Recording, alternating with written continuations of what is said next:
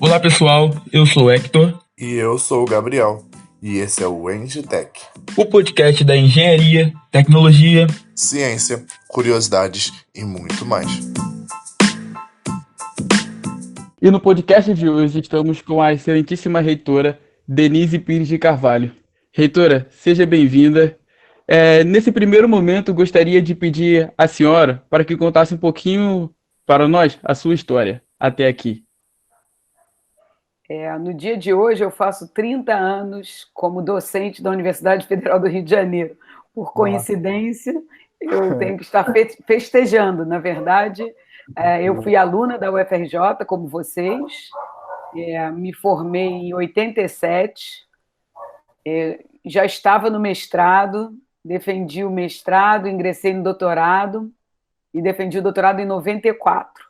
Mas eu ingressei como professora, naquela época ainda havia muitos concursos para professora auxiliar. Eu ainda não tinha o doutorado, eu tinha acabado de terminar o mestrado, foi em 1990, no meu primeiro ano de doutorado. Então, minha experiência na UFRJ ela é longa, né? Desde a graduação, pós-graduação, e depois atuei como docente até agora 30 anos. Fiz 2 pós-doutorados, cada um de 1 ano. Portanto, eu fui liberada pela universidade para ficar 2 anos fora, né? Não seguidos, mas, enfim, o que é muito importante para nós, né? Porque nós trazemos novidades do exterior. Eu sou da área médica, então é muito importante a gente sair do país, trazer novas metodologias, novas abordagens para o nosso país avançar e se internacionalizar. Então, eu fiz isso em 2 momentos diferentes da carreira. Logo após o doutorado, eu fui no meu primeiro pós-doutorado, e 10 anos depois, eu segui no meu segundo pós-doutorado. Né? O mundo científico tinha mudado muito, muitas metodologias novas, eu estava sentindo necessidade de me aperfeiçoar, de me atualizar, e sempre, a primeira vez foi com Bolsa CNPq, a segunda vez com Bolsa CAPES. Eu sou assim, o exemplo da importância do financiamento público na carreira de uma pessoa. E trocando um pouquinho de assunto, no momento da nomeação da senhora como reitora, a senhora citou a expressão modelo de universidade do futuro. A gente gostaria que a senhora dissesse um pouco para a gente o que a senhora entende como a universidade do futuro. Então, se nós olharmos no mundo todo, nenhum país desenvolvido pode abrir mão das suas universidades, sejam elas públicas ou privadas. Alguns países têm universidades privadas. O que significa isso? Que os estudantes pagam para cursar e ter o seu diploma. Mas todas elas, as universidades dos países desenvolvidos, e quanto mais desenvolvido é o país, o que eu vou dizer é mais presente, são todas universidades de pesquisa. Não são universidades que diplomam simplesmente, são universidades onde ocorre a geração de conhecimento associada ao ensino. Isso é a universidade futuro. É a universidade que acopla a geração de conhecimento, a produção de conhecimento com o ensino, tanto de graduação quanto de pós-graduação. E essa geração de conhecimento, a atividade de pesquisa, ela sempre tem, na sua maior parte, financiamento público. Então, mesmo as universidades privadas americanas têm como financiamento da atividade de pesquisa a maior parte, 60%, 70%, em alguns casos até 80% dos recursos provém do governo. Por quê? Porque a produção de conhecimento, a geração de conhecimento, ela é tão fundamental para o desenvolvimento da nação que é uma questão de Estado. Ninguém questiona o papel das universidades, nenhum governante questiona o papel das universidades, porque quem questiona o papel de uma universidade de pesquisa, no fundo, quer que o país permaneça um país periférico, não um país efetivamente de futuro. O que falta no Brasil? O Brasil, então, na década de 30, ele formou as primeiras universidades baseadas nesse modelo de universidade de pesquisa. A USP, em 34, a UFRJ foi criada em 1920 como universidade de formação profissional. Foi uma junção da Faculdade Nacional de Direito, da Escola de Medicina e da Engenharia, né? Eram 3 escolas profissionais. Não havia pesquisa, nada disso. Formava médicos, engenheiros e advogados. Em 1937, 38, perto da USP, a UFRJ muda esse paradigma e passa a ser uma universidade de pesquisa também. Um pouco mais de dificuldade, porque a USP, desde o início, foi criada como universidade de pesquisa, que é o modelo de Berlim, o modelo que nasceu na Alemanha.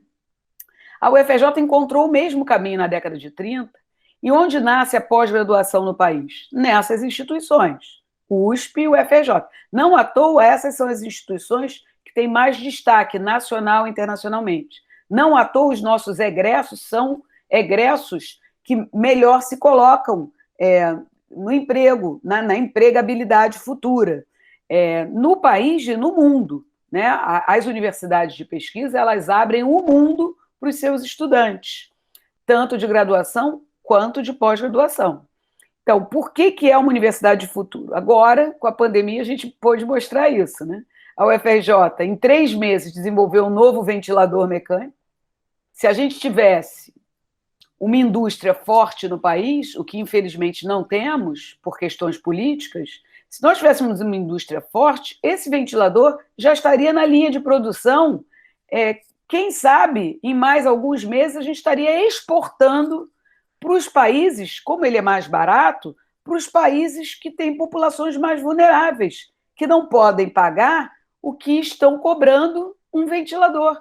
Então, o ventilador nos Estados Unidos triplicou de preço e era importado da China. Nós, aqui, importando da China, também iríamos pagar o triplo do preço, independente de superfaturamento, independente de desvio de verba. Isso é uma questão de regra de mercado. Aumentou a procura, aumenta o preço. Como que um país se protege disso? Produzindo ele mesmo, né? Quando ele mesmo é capaz de produzir esses produtos, ele é um país de futuro. Ele não é um país que fica refém dos países desenvolvidos, não é um país periférico. Então, o Brasil, as universidades hoje, nós somos 69 federais, são todas universidades de pesquisa. Umas mais especializadas numa área, outras mais especializadas em outras áreas. Mas as universidades têm um modelo de universidade de pesquisa. Por que eu estou dizendo isso? Os professores, na sua maioria, são professores em dedicação exclusiva. É muito difícil a sociedade entender isso, né?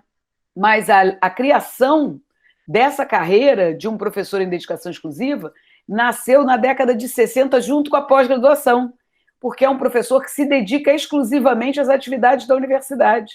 Ele não é um professor horista, ele não é pago por hora-aula, ele é pago para ser um pesquisador, para atuar na graduação, na pós-graduação, na extensão, né? Então, nós, professores em dedicação exclusiva, que estamos em todas as universidades federais, temos como missão o avanço científico e tecnológico do país. Agora, não adianta, né, nós descobrirmos novos ventiladores, novos testes sorológicos, tudo isso a gente faz. Cadê o setor produtivo para transformar isso em produto, gerar emprego e renda para o povo brasileiro? Então, a gente precisa agora desenvolver a nossa indústria, a indústria nacional, e não continuarmos só exportando commodities, matéria-prima. O que aconteceu com o agronegócio brasileiro é um excelente exemplo, né? Nós somos um dos maiores exportadores do mundo, de grãos, né? De carne, então a pecuária, mas isso não gera tanta riqueza para o país, né? Quanto as indústrias nacionais. Mas por que o agronegócio se desenvolveu? Porque a Embrapa desenvolveu conhecimento que hoje é utilizado no mundo inteiro. Por que nós conseguimos extrair petróleo de águas profundas? Porque aqui, na UFRJ, se desenvolveu a tecnologia para a extração de petróleo de águas profundas. Agora nós estamos participando, com as empresas de óleo e gás, da melhoria da extração de petróleo de águas profundas, como ficar livre do gás carbônico que vem junto, enfim. Tem uma série de questões que a gente precisa, né, como deixar de utilizar combustíveis fósseis e passar a utilizar energia renovável. Tudo isso é para a universidade fazer, né? Quando agora, para produzir álcool gel, nós não conseguíamos, porque não tinha matéria-prima, os pesquisadores da química descobriram que podiam usar uma outra matéria-prima para fazer o álcool glicerinado. O que nós descobrimos com isso? Que o álcool glicerinado é muito melhor do que o álcool gel para os nossos hospitais. Veja, se não fosse a pandemia, se não fosse a capacidade instalada na universidade, nós não poderíamos ter produzido mais de 80 mil litros de álcool, como fizemos.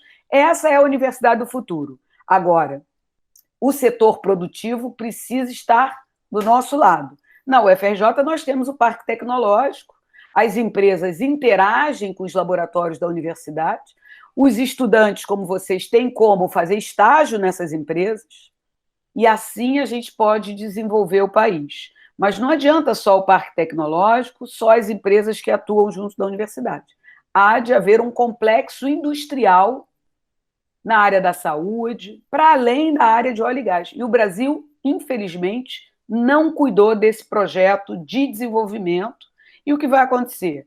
Retirando o investimento das universidades, a gente vai retroceder. Vamos lá para a década de 60. Né? Se a gente não tem bolsa de pós-graduação, não tem bolsa de iniciação científica, nossos laboratórios não têm verba para manter os equipamentos, porque quem tem que dar essa verba é o governo estadual, federal, municipal, é o poder público, porque, como eu falei antes, é uma questão de Estado, de um Brasil de futuro. Com a retirada da verba que a gente tem observado, a gente está no caminho do Brasil do passado, do Brasil que permanecerá uma colônia extrativista. Obrigado, reitora, pela sua resposta. E a gente acredita que estamos no caminho certo com esse podcast, né? Que a nossa missão é trazer informação para todas as pessoas sobre a tecnologia, sobre a ciência. E também podemos entender com a sua resposta a importância das universidades no enfrentamento à pandemia e na importância das universidades no nosso dia a dia. Após a decisão de como é que ocorreria o PLE, os grupos de WhatsApp, de Facebook, vieram abaixo, né? Todo mundo comentando sobre como é que seria isso. E um dos grandes questionamentos é sobre a possibilidade de disponibilizar as aulas gravadas para que os alunos que estivessem em casa pudessem assistir a qualquer horário. Porque sabemos que cada aluno tem uma realidade diferente, ainda mais dentro de casa, tem necessidades diferentes. Gostaria de saber qual é o posicionamento da reitoria e da senhora reitora com esse assunto. Então, eu, falando como professora, eu sou favorável a gravar e disponibilizar, que é o chamado ensino híbrido. Esse, para mim, é o ideal, o síncrono gravado. Eu não gosto só do modelo assíncrono, não. Tá bom? Porque o assíncrono, ele é sempre só gravado. Então, eu gravo e depois deixo disponível. Eu gosto da presença dos estudantes na hora da aula, interagindo com o professor, que é o que a gente chama de ensino híbrido. Esse é o modelo que eu mais gosto. Então, se fosse para a reitora decidir, todos fariam o híbrido. No entanto, a liberdade é importante. Há professores que não querem ser gravados por motivos os mais diversos. Vocês lembram que no ano passado a gente passou por uma ameaça de gravarem professores em sala para usar como prova, lembram disso? Então não é trivial, né? Uma coisa é dar aula de cálculo para engenharia, eu dou aula de fisiologia para medicina. Passei a tarde toda dando aula. Eu, aliás, me atrasei aqui para falar com vocês, pedi para passar para 17h30, porque eu estava ministrando aula. A pós-graduação começou no dia 6 de julho. Né? O primeiro calendário da pós-graduação começou em 6 de julho, e eu estou ministrando a disciplina que eu antes coordenava, agora não coordeno, porque eu sou reitora, mas eu fiz questão de ministrar algumas aulas do curso. Então, a primeira aula que eu dei no ambiente remoto, tem 2 semanas, eu tenho que dizer para vocês que eu achei horrível. Né? Me senti super mal, mas foi o que Gabriel falou. É um período de adaptação. A gente não pode desistir porque aquilo é novo para você. Né? Então, tem uma desvantagem. O professor gosta muito de interagir com os estudantes. Os estudantes eles ficam muito mais calados no ambiente remoto. Hoje eu dei a terceira tarde de aula para eles. Hoje, eles começaram a fazer um monte de pergunta. Você vê que havia uma timidez, não sei se havia uma timidez porque eu sou reitora, que é ruim, né? Eu acho ruim. Acho que eles, depois da terceira aula, eles se sentiram mais soltos, então hoje foi ótimo. Então, veja, eu já estou no ambiente remoto achando igual, praticamente, ao ambiente presencial, nessas disciplinas que são de conteúdo teórico, né? Então, o que eu acho? Que a gente tem que fazer desse limão uma limonada. Vocês conhecem aquela história. Não tem saída. É melhor do que não fazer nada. É igual ao presencial? Não é. É melhor do que o presencial? Não substitui. É incomparável. O presencial é sempre muito melhor. Mas vamos olhar pelo lado positivo, né? Pelo negativo, a gente sabe que não substitui. Pelo positivo. Na minha sala hoje, quer dizer, cursando o meu curso nesse último mês, que já vai fazer um mês, tem estudantes de Goiás, tem estudantes do Pará, tem estudantes da UFMG. Isso não era possível antes. Eu abri a disciplina para um número de estudantes e eu tenho o dobro de estudantes na disciplina. O dobro. Simplesmente porque pessoas de outros estados resolveram cursar a minha disciplina. Isso não era possível antes, né? Porque não se tem orçamento para isso. Como é que vai ficar 2 meses na cidade do Rio de Janeiro fazendo um curso de pós-graduação, pagando aluguel, hotel, entende? Não é barato. Então, eu estou muito feliz, porque estou podendo interagir com pessoas de outros estados. Isso é muito bom, entendeu? Então, eu acho que o remoto, tem que dizer para vocês que quem não gosta vai ficar para trás, porque o remoto veio para ficar, não substituindo, mas complementando o presencial. Ele complementa o presencial, ele vai democratizar o acesso verdadeiramente. Olha o que eu estou dizendo para vocês, quando a gente fala assim, o presencial é includente e o remoto é excludente, eu tenho dúvidas se o remoto é mais excludente do que o presencial. Aquele estudante que pega 3 horas no ônibus, 4 horas no ônibus, ele vai poder me assistir da casa dele. Isso inclui mais as pessoas, né? Mas para isso tem que ser híbrido. Ele tem que poder estar comigo na sala de aula, mas depois ter um momento para ele assistir ou novamente a aula ou assistir a aula naqueles dias que ele não podia assistir naquele horário. Né? Porque às vezes ele tem condição de ir para a faculdade assistir aula, mas na casa dele não tem ambiente para ele estudar. Isso acontece muito. Né? Ele mora com várias pessoas e tem pessoas em casa falando. Enfim, com o fone é mais fácil, né? Você meio que se desliga. Mas não é trivial, né? Você tem que se concentrar na aula. Então, ter a aula gravada é bom. E a gente, né, tanto eu quanto o Fred, a gente vai estimular os professores a gravarem.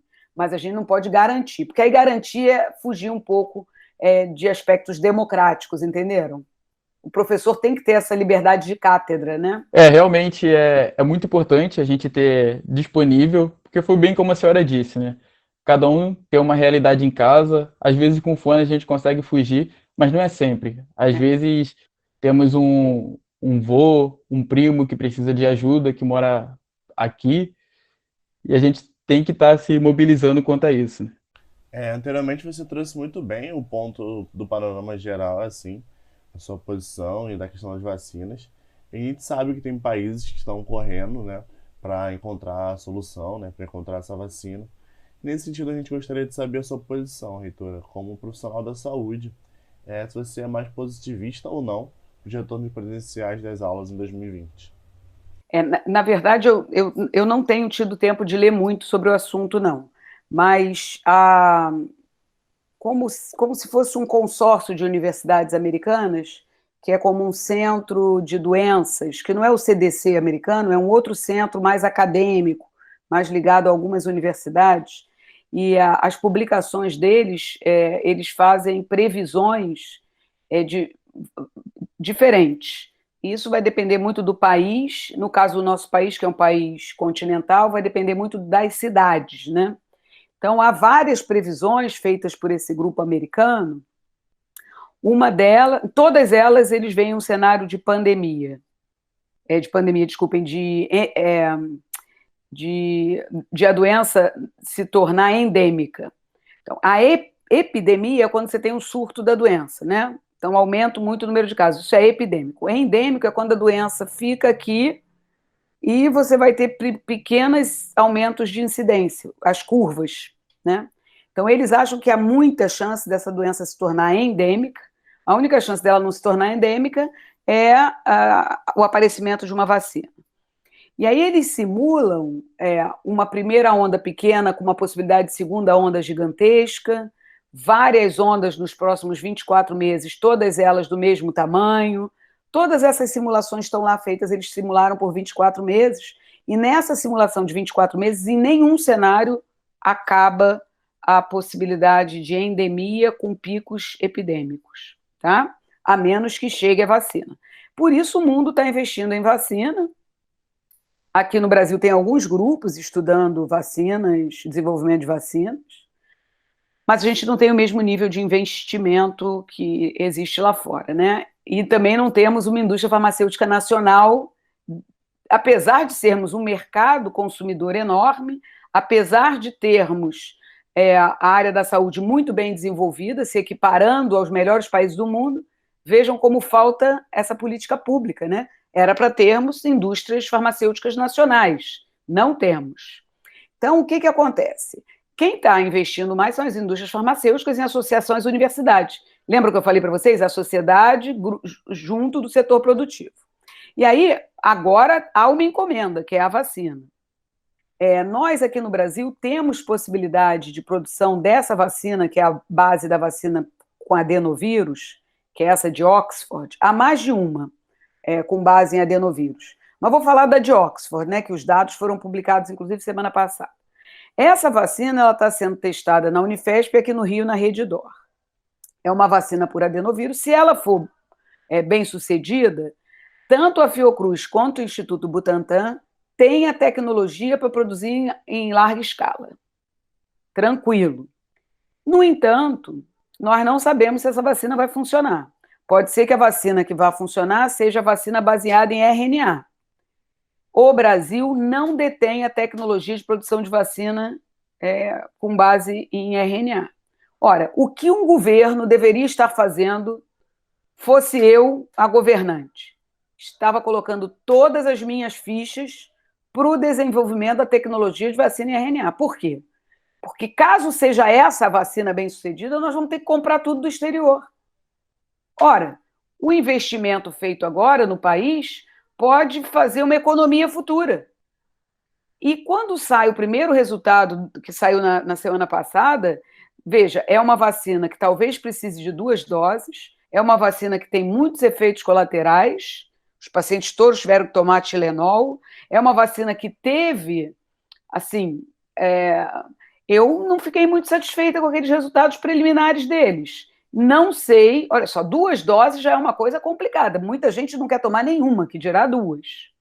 Depois, com efeito colateral, porque as pessoas tomam a vacina, não é obrigatória. Então, nos Estados Unidos já estão falando que metade da população não quer se vacinar. Veja bem. Então, aí você tem a vacina, né? Toda vacina com vírus atenuado, ela tem mais efeito colateral. A febre amarela, a gente sabe disso, né? A gente que é da área médica. Então, qual a vacina que vai ser boa? O Brasil tem que deter todas as tecnologias de produção de vacina que existem no mundo, quiçá estudar novas tecnologias para implantar aqui. Esse é o país que eu quero ver no futuro, que eu quero para vocês e para os filhos de vocês. Não é um país refém de importar uma tecnologia, de importar uma vacina pronta, que você vai pagar muito mais. Porque nós somos um país pobre. É verdade que nós somos um país pobre. Como é que nós vamos nos tornar um país rico? Investindo em ciência, tecnologia e inovação. Não tem outra saída. Nenhum país encontrou outra saída que não essa. Entendam? Então, eu não acho que essas vacinas, assim, primeiro, mesmo que a de Oxford dê certo, tá? Então, vamos agora olhar pelo lado otimista. Não haverá vacinação antes do início de 2021. Ela vai estar disponível em dezembro. Entenderam? Nós já estamos em agosto, praticamente. Sim. Mais 3 meses para fazer todos os dados, vacinar todo mundo no mundo, fazer a análise de dados. Só vai produzir em larga escala quando? Em dezembro, para começar a aplicar janeiro, fevereiro. Estão entendendo? Então, gente, como é que você vai? O que vai acontecer? digamos que na sala de vocês tem, não vou nem falar 100, né? Porque lá na medicina a gente tem, a turma tem 100 alunos, mas na turma de vocês tem 50. Aí você pega e coloca 50 pessoas numa turma, ventilado, com EPI. Você tem certeza que ninguém vai botar máscara no queixo? Difícil garantir. Não é verdade? Sim. Você tem certeza que ninguém ali vai se contaminar a mão quando vai no banheiro, chegar na sala e contaminar? Basta uma pessoa contaminada, cada uma, no momento, contamina uma pessoa e meio. A gente só pode começar a pensar em voltar no presencial quando esse número, que é o R, cair abaixo de 1. Se fala em 0,75, quando uma pessoa não é capaz de passar para uma pessoa. Uma pessoa só passa para 0,75, entenderam? Esse é o ideal, que aí a chance de transmissão é menor e aí a gente pode pensar em voltar no presencial. Naqueles cursos, né? A dança, a música, os estágios, aulas práticas. Fora isso, não tem jeito, porque não há infraestrutura, mesmo que tivesse infraestrutura. É irresponsável, né? Porque uma pessoa contaminada pode contaminar as 50. E mesmo com a sala ventilada, mesmo com todas as regras, álcool gel, tudo, você não tem como controlar isso. Não à toa, as universidades do estrangeiro, todas, decidiram só retornar no ano que vem, gente. É isso. Estão todas em ambiente remoto. Ora, tem outra saída? Vocês veem outra saída? Não. Então, quem não quer o ambiente remoto vai tá buscando não sei o quê, mas é um retrocesso, né? Quer dizer, aquele estudante que depende daquela disciplina, ele vai sofrer, né? Vai atrasar a formatura. É muito ruim. Temos que ajudar os professores a trabalhar no ambiente remoto. Eu acho que vocês vão nos ajudar muito, porque vocês lidam muito melhor com o ambiente remoto do que a gente. É nesse sentido que a gente vê a troca de conhecimento, né? Como o conhecimento não é uma coisa unilateral, né?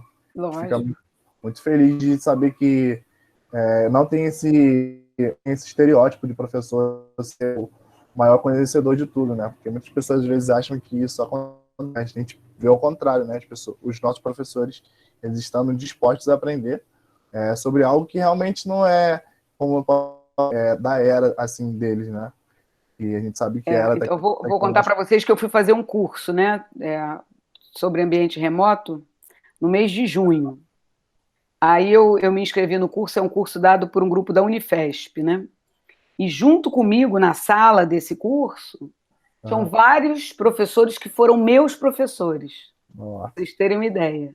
Então, pessoas que me deram aula, que são hoje professores eméritos, estavam lá assistindo o curso. Uma pergunta que a gente acredita que você já tenha respondido ela algumas vezes, ou que já tem até mesmo se questionado, né? Que o UFRJ vai completar 100 anos, né? A pergunta é no sentido de que por que demorou tanto tempo para a gente ter uma reitora na UFRJ, né? Isso na verdade, é o produto de uma sociedade machista, sexista, que não é específica da UFRJ, e muito menos do nosso país, né? Não é o Brasil que é assim. A sociedade é assim, né? Evoluiu assim, né? Nos últimos séculos, eu diria, né? Não é uma questão de décadas, é uma questão de séculos, muito mais baseada no patriarcado e na questão da soberania do sexo masculino sobre o feminino, apesar da mulher, em vários momentos, ter protagonizado mudanças importantes no mundo há muito tempo, né? Imagina, Marie Curie foi uma mulher que recebeu 2 prêmios Nobel, né? Se é difícil receber um, ela foi premiada 2 vezes com o Nobel, isso no início do século XX. Mas se a gente andar para trás, né, a gente vai encontrar algumas que foram queimadas nas fogueiras, porque eram tidas como bruxas, só porque estavam à frente do seu tempo. Então, não é trivial, né? As mulheres, elas sempre tiveram, né, nos últimos séculos, esse papel mais periférico de cuidar da família, de ficar em casa e de não estar muito envolvida com o mercado de trabalho. Mas isso tem mudado muito no último século, né, especificamente nesse último século, e a UFRJ demorou por isso. Então, a gente tem um fenômeno que é mundialmente conhecido, que é o chamado teto de vidro. Então, as mulheres envolvidas e que são boas profissionais, elas conseguem atingir algum nível na carreira, mas elas não conseguem ultrapassar aquele nível, né? Então, nós já temos inúmeras decanas, inúmeras diretoras de unidade. Não há nenhum motivo para eu ser a primeira reitora da UFRJ. Por quê? Porque existe na UFRJ o tal do teto de vidro. As mulheres trabalham e ficam olhando para cima e há um teto de vidro para elas ultrapassarem para os cargos mais altos nas empresas privadas, nos institutos, nas instituições públicas. Então, na UFRJ, as mulheres sequer se candidatavam à reitoria, né? Se vocês olharem os últimos reitorias, houve, inclusive, 2 homens, né? Reitor e vice do sexo masculino. Antes havia... poucas vezes houve um equilíbrio de gênero também na chapa para a reitoria. E eu brincava, quando eu estava pensando em me candidatar e construindo a candidatura, eu dizia, acho que eu preciso de uma mulher como vice. Nossa, era super mal visto, super... Como 2 mulheres? Eu falei, mas nós não tivemos inúmeras vezes 2 homens, reitor e vice? Por que não podemos ter 2 mulheres, reitor e vice? Aí as pessoas olhavam assim para mim, meio surpresas, né? Porque é óbvio, se há 2 homens, pode haver 2 mulheres. É tão óbvio, as pessoas não... Você vê como o machismo está incutido. Na hora da mulher ser a reitora, a primeira coisa é, você não acha melhor você ser vice? O reitora não, vice pode. Isso é a primeira coisa. Isso quando tem equilíbrio de gêneros. E quando não tem 2 homens, ok, mas 2 mulheres, não. Aí você já está querendo muito, né? Exatamente isso que a gente tinha para conversar hoje. A gente fica muito, muito feliz mesmo. Muito obrigado pela oportunidade. Eu que agradeço. Foi uma honra para mim. Estou à disposição quando surgir mais algum desses assuntos palpitantes, né? Serão muitos dos próximos meses, mas, por favor, se cuidem, fiquem em casa, porque a nossa vacina, no momento, é isso, ambiente doméstico. Caso precise sair, máscara e álcool gel, higienização das mãos, por favor, leiam as cartilhas da UFRJ sobre o coronavírus. Pode deixar. A gente fica muito feliz em ter a senhora dedicando esse tempo, né? E a gente percebe que o pessoal, que vocês estão abertos, né? Que a gente não está tão longe. Eu sei que presencialmente talvez seja possível, né?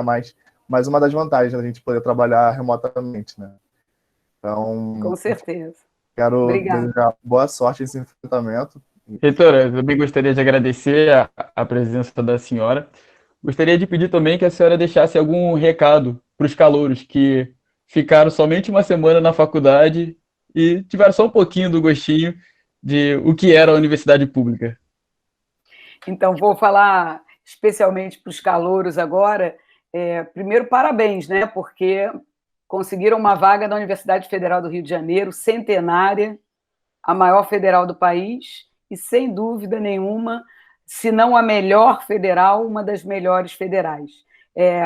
Não precisa ser a melhor, porque todas as federais são muito boas, né? Então, eu gosto do ranking que diz assim, nós somos todos muito bons. Mas vocês conseguiram ingressar para a UFRJ, infelizmente num ano de pandemia, mas sintam-se acolhidos no corpo social da nossa universidade. A partir de agora, eu sei que muitos já estão em contato com as suas turmas, com os seus professores, mas a partir de 10 de agosto, de forma mais intensiva, mais orgânica. Agora, nós queríamos ter feito eventos remotos para os calouros, das diferentes turmas, mas fomos atropelados por uma série de questões acadêmicas e administrativas, como, por exemplo, aprovar o PLE, aprovar os editais de inclusão digital, e aí acabamos... Né, muita gente fala, por que vocês demoraram tanto? Nós demoramos o que precisávamos demorar para garantir a qualidade dos cursos. Então, eu vou falar para os calouros que eles terão um curso como você, Hector, e você, Gabriel, tiveram nos primeiros períodos. A única diferença é que o ambiente não vai ser presencial. Eu estou falando isso da parte remota, né, da parte teórica. A parte prática, ano que vem. A gente vai ter sorte e o vírus vai nos deixar em 2021. Então é isso. É isso, reitora. Muito obrigado. Até a próxima. Até a próxima. Tchau, obrigada, hein, pelo convite.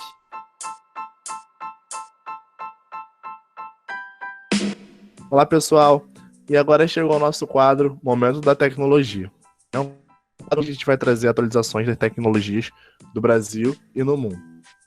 Hoje falaremos sobre o ventilador de exceção para a Covid-19, o FRJ, chamado Vexico. É um ventilador produzido em parceria da Escola Politécnica, do Instituto COP e do Hospital Universitário do FRJ. Ele é um ventilador feito para fins emergenciais, para substituir equipamentos quando não estiverem.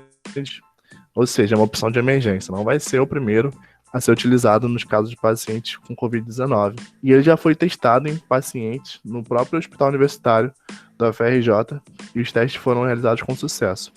Ele vem sendo desenvolvido e está sendo arrecadado fundos para que sua produção em massa seja possível. Esse foi o Engitech Podcast. Qualquer dúvida, sugestão, elogios ou críticas, Entre em contato conosco pelas nossas redes sociais: Facebook, Instagram, LinkedIn, Twitter ou pelo e-mail engitec.cast@gmail.com. Até mais, galera! até, galera!